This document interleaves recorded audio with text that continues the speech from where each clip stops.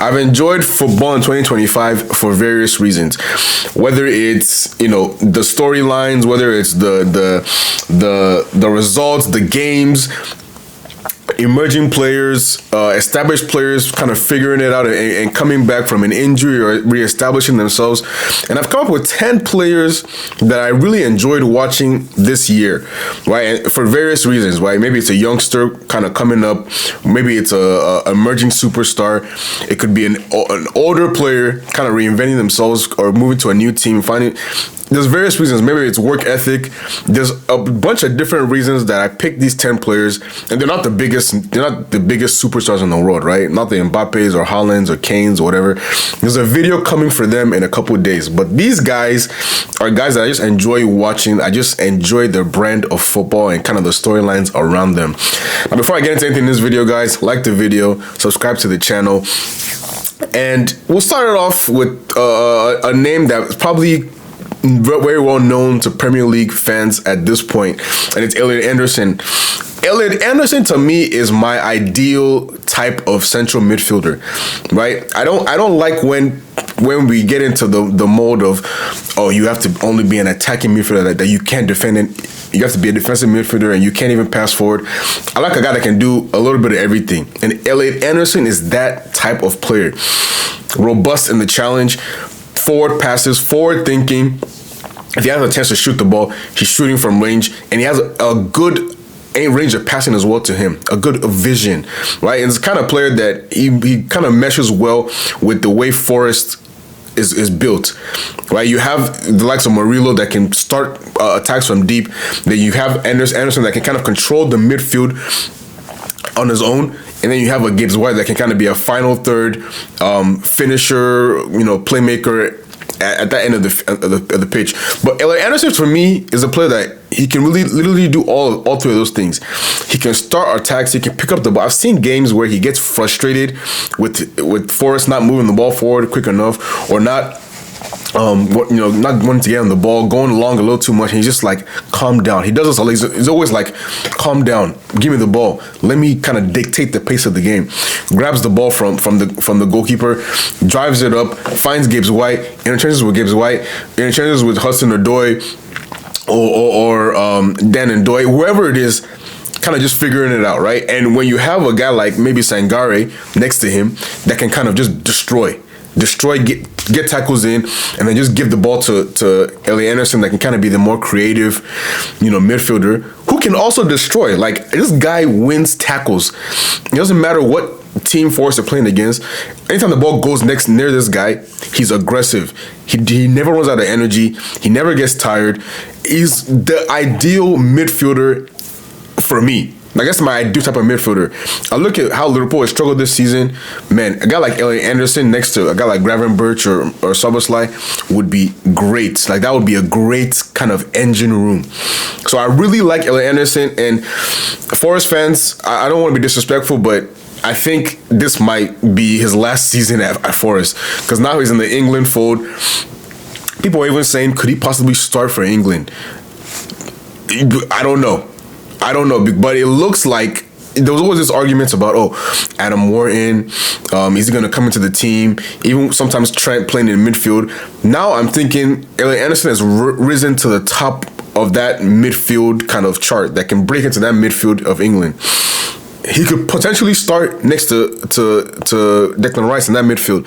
And I know Thomas Tuchel, he's not obsessed with, I have to start Palmer, Saka, Bellingham, Foden, all these guys at once. He's comfortable benching any of them. So you could see a situation where Elliot Anderson continues having this season and he starts next to Declan Rice at the World Cup. I'm not saying that's what's going to happen, but the way he's playing right now, I wouldn't bet against it. So Elliot Anderson is my first player that I really just enjoy watching him in this year, part of last season, and especially this season.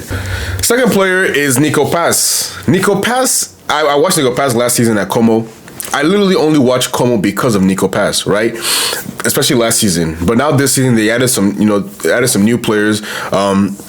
Kakare came in, Morata's there, so they've kind of signed some maybe not the biggest players, but they've signed some talented players, right? And since Fabregas has a style of play that is ball dominant. We want to dominate possession. We want to move the ball. We want to control teams. We want to control games. And they've done that largely throughout the season. But none of that means anything if you don't have the goals, the creativity, a guy that can kind of finish off those possession plays. And that's what Nico Paz is. Nico Paz is one of my favorite players in general. Like, I'm talking about even when I consider the biggest names in football, because he does the things that I like from an attacking player. I'd like an attacking player to do. He gets on the ball, he drives. He's always forward thinking. If he doesn't have a pass on, he's shooting from 30 yards. And most of the time, the shot is hitting the target. And he's even scoring worldies almost like once a month. He scores a worldie. This guy is such a talented player. And I don't know the exact facts or figures behind the clause with Madrid or whatever, but this is a guy that you just look at him, he's just destined for a club like Madrid, a club like Barca, a club like City, a club like the biggest clubs in the world. Like, that's the kind of talent this guy possesses. And it's not too soon for him either. And I look at the Argentina kind of setup. Now Messi's kind of phasing out, right? This probably is his last World Cup. This might be his last major tournament with Argentina. I think Messi, he's already kind of said, I need to earn my spot at the World Cup. So he's humble. You could see Nico Paz being the next talisman for this Argentina team. I'm not saying he's going to be Messi. I'm not saying he's as good as Messi. Hell no. I'll never disrespect Messi like that. But they do need a new guy to kind of lead the next generation, right? Nico Paz can be that guy. He can be that guy. We thought it would be, maybe Paulo Dybala. He kind of overlapped with Messi a little too much. Could it have been Almada? He's not really playing as much for Atletico Madrid as we expected. Nico Paz can be that guy. Silky on the ball, dribbles, passes, links up play, can drop deep, switch the ball. At the edge of the box, he's a threat. If you give him a shot, he's hitting the target. Free kicks, exceptional. Corner kicks, delivery is great. Finishing in the box, great. Like, this guy has most of the things you need from an attacking midfielder. He has them at such a young age. He's 21, and he already has these things. I'm excited to see what happens with him next season, because I think if Como, maybe he can push Como to, a Europa League or something like that, and then leave on a high note, because I can't see this guy staying at Como for too long, right? And I also think Fabregas probably won't stay at Como for too long either. So it's an interesting dynamic, but I think as far as Nico Paz goes is as far as Como goes, and I can see Como going very far because I can see Nico Paz going very far. So that's the second player that I really enjoy watching this year. One of my favorite players so far this year. Number 3, Estevao. I know Estevao hasn't started too many games. He hasn't kind of been the main focus on that Chelsea right wing that I thought he would be eventually. I think he'll be eventually. But when I watch Estevao, I had my reservations when he signed from Palmeiras. I was thinking, is he strong enough? Is he fast enough? Is he quick enough? Is he athletic enough? Is he going to be physical enough for this league? But I think sometimes Premier League fans, we get too carried away with, the physicals. Sometimes just talk about technique. Talk about playmaking ability. Talk about skill set. Estevao is that. He's technique, skill set, creativity. So many times he gets the ball, and I think people are expecting, because he's a winger, he should just blow past people. But he just finds the right pass. He finds the right pass. One thing I actually like about Estevao a lot is his defensive work rate. I remember when I watched Chelsea vs Liverpool a couple months ago, Estevao was nipping in challenges. He was intercepting the ball, and Liverpool were chasing the game, and he had to do his defensive role, but it was there. He was getting stuck in. He was intercepting the ball, and when he gets forward, he's not like a guy that's gonna blistering pace or dribble, but he gets the right play off every single time. The assist against Liverpool, the assist, almost assists for Marguerite in Chelsea's last game. He just finds ways to get the ball in the right position. Right, I think he's still 18, so you can still see his body filling out, getting a little bit more muscular, maybe getting a little bit faster. It will only be stronger in the Premier League. He's only going to get stronger in the Premier League. it's not going to be is so easy to, and he's so intelligent in the way that he avoids physical kind of confrontations a little bit, because he knows, okay, my body's not there yet. I'm not mature enough yet to kind of handle it. So let me use kind of my mind. Let me get ahead of the ball before the defender is even in position to challenge me. Let me move the ball on before I can even get one touch, quick.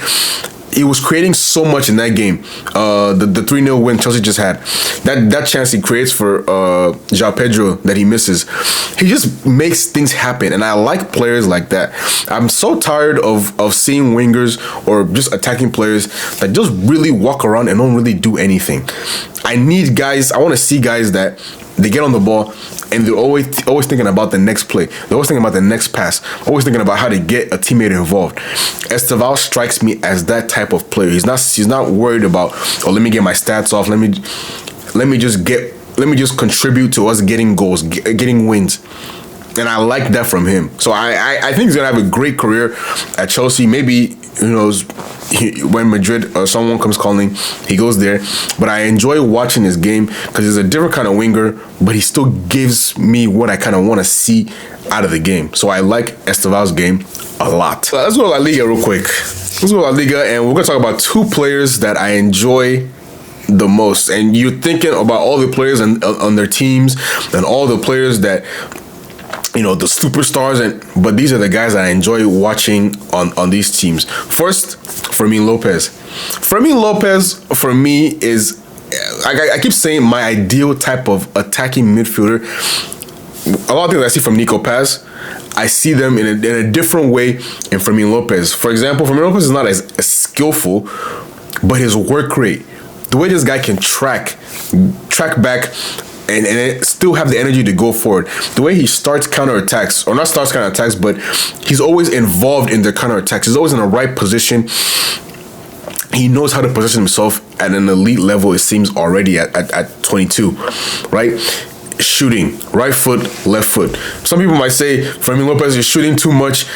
Yeah, I mean, sometimes he gets a little bit greedy, but I like that from an attacking player, right? You've seen Lewandowski's been in and out. Ferran Torres, you never know what he's going to give you. Rashford, for all his great play, hasn't scored too many goals. And then Lamine has been out injured. So sometimes he probably feels, I need to do more. I need to kind of carry the baton a little bit for this team, right? Before Rafinha and Jamal get fit and all these guys come back, I need to do a little bit more. And this season, he's been doing more. He's getting on the ball. He's being more aggressive. He's taking more shots. He's playing more passes in the final third. He's combining. I think he's combined really well with Rashford so far. He's combined with Yamal. I know sometimes Yamal is raging and give me the ball, and for me the shooting. But I just like his forward thinking mindset. Right? He just wants to get the job done. Now I like that from a Barca player. Yes, there's different players at Barcelona that are just like Pedri, Yamal, Rafinha, Lewandowski, like the biggest names. But Fermin's style of play and what he brings to that team, I think, yes, those guys are all skillful and but his energy is so key for that team. His energy kind of drives Barcelona. If he's on it, it can drive them forward. If he's not on it, they kind of look flat at times, right? They kind of look passive. They just pass the ball. He gets on the ball. He just drives forward. And I like seeing that from an attacking midfielder. So that's why Fermin is one of my favorite players to watch so far this season and this year in general. On the other side is Arda Güler. Arda Güler is a player that I really enjoy watching. Not only because he's left-footed, but I just enjoy creative players that just think about ways to move the ball into the box. Arda Güler is one of those guys that when I watch Real Madrid, I see a lot of players that are kind of finishers, right? I see a lot of guys that, yes, when they get in the box, yes, they're going to take a shot, they're going to score a goal. Great. Vini, Mbappe, Jude. Even when Franco plays, he wants to shoot the ball. I see Arda Güler as the guy that kind of wants to knit everything in the team together. Right, and I think one of the reasons why Madrid was so excited to sign Dean Huijsen was because they didn't really see a kind of creativity in the midfield, in a deep position. When you lost Cruz, when Cruz, retired, you needed a guy that was going to be able to knit the defense to the attack, or to the midfield to the attack. And Dean Huijsen can do that. But also Arda Güler can do that. Right? So you want to get him on the ball. We're seeing him play more of like a deeper role, kind of sometimes in a double pivot, it seems like. I don't know if that's his best position. I don't know if he's supposed to be a 10 or but the way they're playing him, he drops deep, he gets the ball, he makes errors, right? He gets a little too overconfident or a little too cute at times. But I like that he takes chances with the ball.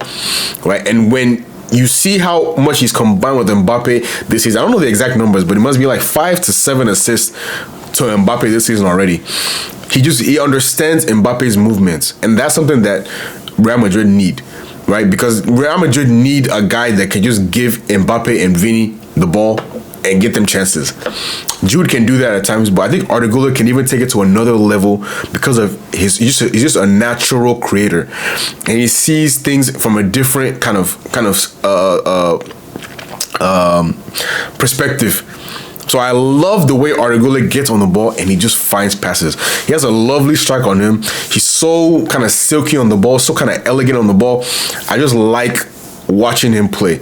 And I'm interested to see what Madrid do moving forward, right? Because we know Mbappe will always start.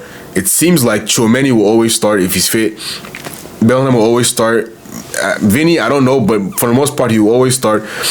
Valverde should start because, for all the things he gives them. Are you going to have to put Arda Güler on the right wing? Or are you going to put him in the midfield and put Valverde on the right wing? What are you going to kind of do? But I feel like they need Arda Güler in this team one way or the other. Just give him minutes, let him play more, let him dictate the play. Because I'm not going to say he's the next Luka Modric or anything like that, but for the kind of creativity that they're going to lose, that they've lost with Cruz and Modric, Arda Güler to me looks like the most natural guy in that Madrid team that can do what those guys did.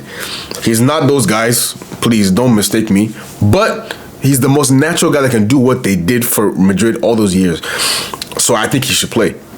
But I really love his game, and I can't wait to see Turkey in the World Cup and see how him and all those young bucks in Turkey kind of show out. So Arda Güler, I love his game. Next up, I mentioned a little bit earlier about how sometimes it's not just the youngest players. Sometimes it's an older player reinventing himself, moving to a new team, finding a new role, whatever. Granit Xhaka fits into that mold. When Sunderland signed Granit Xhaka, I was a little bit surprised because I'm thinking to myself, you just went from Arsenal to Leverkusen. I'm thinking you're going to go to a team kind of in the Champions League, a team kind of fighting for Europe, whatever.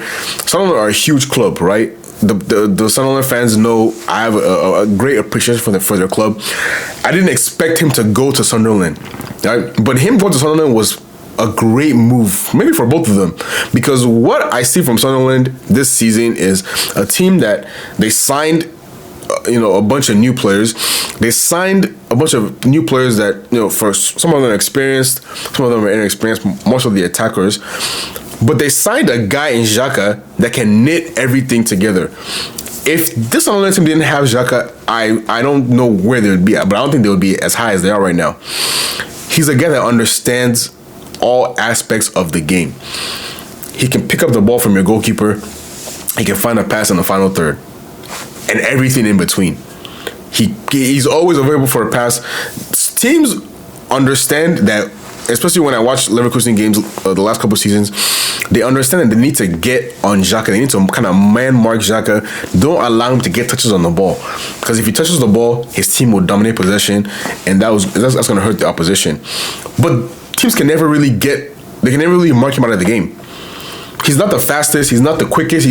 He always just knows where the ball's going next, and he's already there before the ball gets there. And that's why you can't really mark, because you can't watch the ball and then watch Xhaka, because he's always finding a way to get away from his marker. This guy is such an elite mind, elite technician. the way he thinks about the game, the way he finds passes, the way he moves off the ball, the way he can strike a ball. He hasn't been shooting as much as he used to when he was at Arsenal, but if you give him the chance from 25 yards in, he will hit the target. He's just a natural leader, right? We've seen it all these years for the Swiss national team. We saw it at Leverkusen. I know Arsenal might be a bit worse situation, but what I'm seeing from Xhaka right now is kind of a rebirth. It seemed like Leverkusen last season was dying out, right? I think they all knew it was kind of dying out. They knew Wirtz was leaving. They knew Alonso was leaving. They probably knew Xhaka was leaving. It was kind of an inspired season from them. Xhaka has come into a new situation, a different situation, and he's still looking as good of a player as he did these last couple of seasons, which is an incredible feat. And I think Sunderland, I'm not saying they're going to go as far as Xhaka takes them, but they need to keep him fit. They need to keep him healthy. And as long as Xhaka is fit and healthy, the Sunderland team has a chance because he makes everybody else comfortable on the pitch. He makes your defenders are comfortable knowing that they can just give him the ball and you don't have to worry about, dictating or he just feels like a safe pair of legs for that team. And as long as Xhaka is fit, on form, everything, I have no concerns about Sunderland staying up. And I actually have aspirations that they can maybe push for a Conference League or even a Europa League place. Because this is not just a championship team. This is a team with a lot of talented players and a good leader in the midfield. So, Xhaka, I've always loved this game, but I'm liking this game even more now in the Premier League. Back in the Premier League. One of my star boys, and we've talked about a Turkish player in the past, and we're going to talk about another Turkish player right now, and it's Kenan Yildiz. Listen, I don't enjoy watching Juventus games too much, and I haven't enjoyed watching Juventus games for a while now, right? Maybe since Dybala and Ronaldo and all, it's been a while, right? Because they haven't really had inspiring football. They haven't really had inspiring players, guys that I want to turn on the game and watch it just for them. But Kenan Yildiz has brought that interest in Juventus back for me. I love this guy's game. Right foot, left foot, dribbling, playmaking, corner kicks, free kicks, long shots, driving with the ball. This guy does everything I want from a left winger, inside left forward, whatever you want to call him. He gives me everything I need from that type of player. I just like players that are just aggressive and they just go for it and they just make things happen. And I think he's kind of taken on that role, especially since he got that 10 jersey. He understood that, okay, I'm the talisman of this team. I'm the star of this team. This team is probably going to go as far as I can take them. Right? I don't mean to disrespect Juventus players, but I don't see anybody else creative.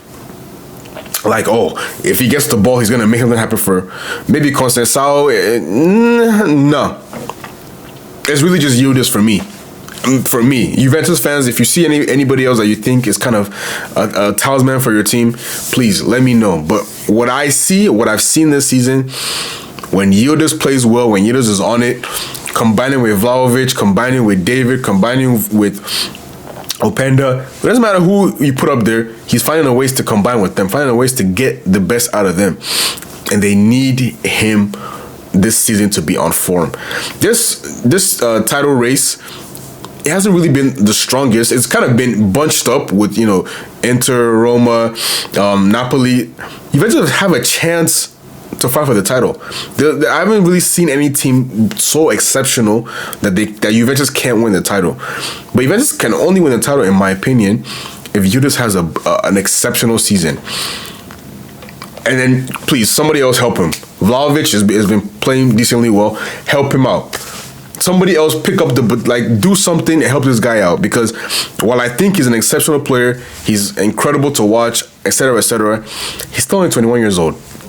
Like, he's still young. He should not be the end all be all of Juve's season. He's going to be a huge part of it, but somebody else needs to come and help this guy. Sometimes I see him trying so hard, forcing the issue so much. It might be because he doesn't trust anybody on his team. I feel like he doesn't trust his teammates. I don't know, But that's what I'm seeing sometimes when I see him kind of forcing the issue. So another Juve player, please help this guy out. And Juve, they have no reason to not make the top four or even challenge for the Scudetto. So Kenan Yildiz, I love his game. Number 8, Antoine Semenyo. This is a guy that if you're a Premier League fan, you know this guy's game. You know what he's about.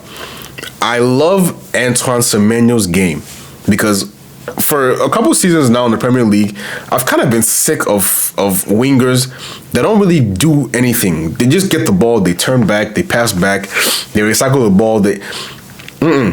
I need a guy that's power, pace, physicality, right foot, left foot, dribbles, shoots, can kind of do everything you need from a Premier League winger. Premier League winger, we talk about, you gotta have the physique and he has all the physical attributes. But then you combine that with his technique. The way he strikes the ball. I don't know if everybody has seen this training video that came out a couple months ago of just Semenyo striking the ball, right foot, left foot from the edge of the box or just inside the box. He was top corner almost every single time. He was top corner with both feet. How many players in the Premier League can do that? Brian Shirky, maybe the only other player that has a kind of two-footedness. But even him, can he strike the ball the way Semenyo can strike the ball? Probably not. This guy is my ideal type of winger, and I've seen so many people say, "Oh, is he like a Sadio Mane?" I don't know if they're just saying that because they're both black, but he's kind of a Sadio Mane at Southampton in the sense that he's an upcoming star. He's around the same age that Sadio Mane moved. Now it's time for that next move. All due respect to Bournemouth, it seems like the team is getting gutted in and out. But Semenyo, the talent that he has, can he push, to that next level? Can he push to a Champions League level? I think he can, and I think he might. Might be something that he wants or he looks forward to. It might not be this January, but after the World Cup, let's see how he does in the World Cup. He probably. Ghana is probably going to be an underdog at times in their games, but he's a guy that we've seen against bigger teams. He's performed. He's performed against Man City. He cooked Liverpool this season. He performs against all these big teams. So it doesn't matter who Ghana plays at the World Cup. He's probably going to show out. Him and Kudus and those boys, Inaki Williams, they're probably going to cook. So I'm excited to see what kind of happens in the next 9 months of this guy's career because I think it's a huge 9 months. You go into the second half of the season, perform well. You go into the World Cup, perform well.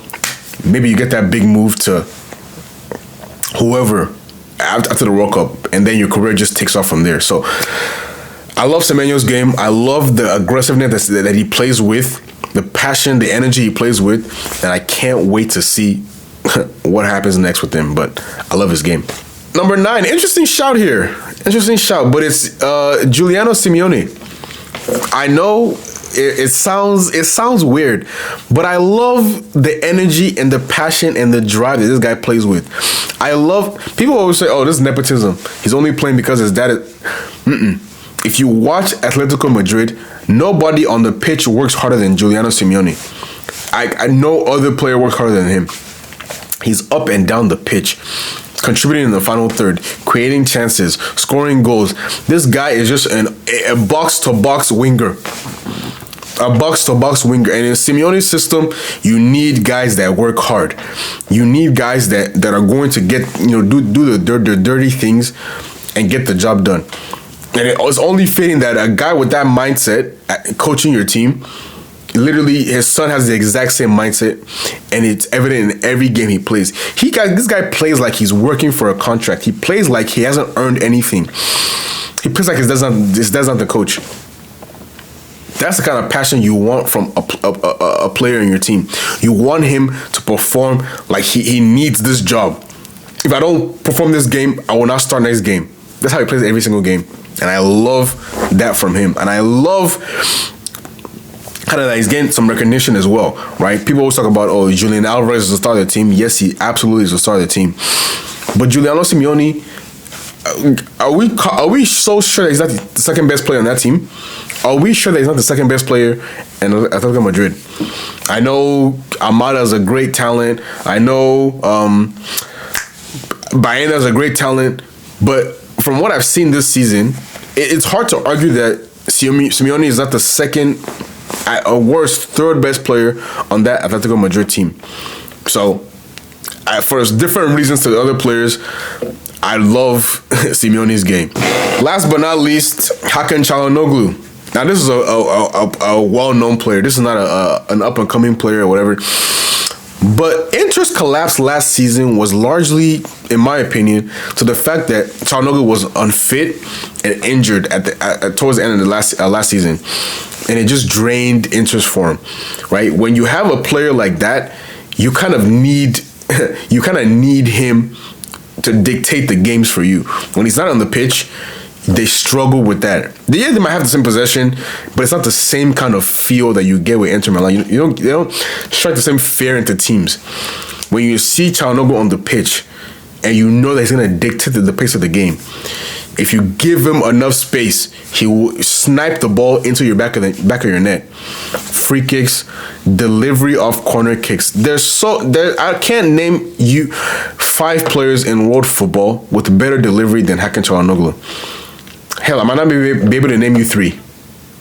I'm not even exaggerating. I have to go and look at every single team to find 3 players that cross the ball better off a corner kick, take better free kicks, take better penalties.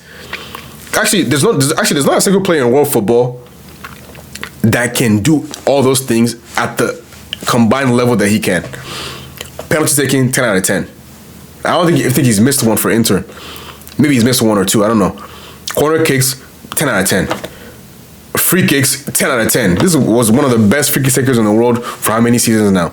Long shots, 10 out of 10. So, ball striking, this guy might be the best ball striker in world football when you consider every single thing. And now that he's back in form, Inter are back top of the table, they look like a strong team again. Right? And I think we're going to play them soon. I'm worried about kind of how he plays in that game, because if he does what he normally does, Liverpool are going to be in trouble. But I just love how he gets on the ball, dictates play, finds the forward pass, takes the chances with the shots. Just my all-round kind of midfield general. And as long as he's fit and firing, Inter will be a dangerous team moving forward in the Serie A and in the Champions League. Those are my 10 players that I enjoy watching them right now. They're not the biggest superstars, but I enjoy watching them for various reasons. And I can't wait to see what kind of happens. I think maybe, if I'm not mistaken, all these guys are going to the World Cup. Yeah, I think all these guys are going to the World Cup, if I'm not mistaken. So let's see what they do in the World Cup. I'm excited to see what happens with them. Yeah, let me know, you guys, you have any favorite players that you like watching right now this season. Maybe not the biggest superstars, but just guys that you're interested in watching. You like their games for different reasons. Let me know in the comments. Like the video, subscribe to the channel, and I'll see you very, very soon. Peace out.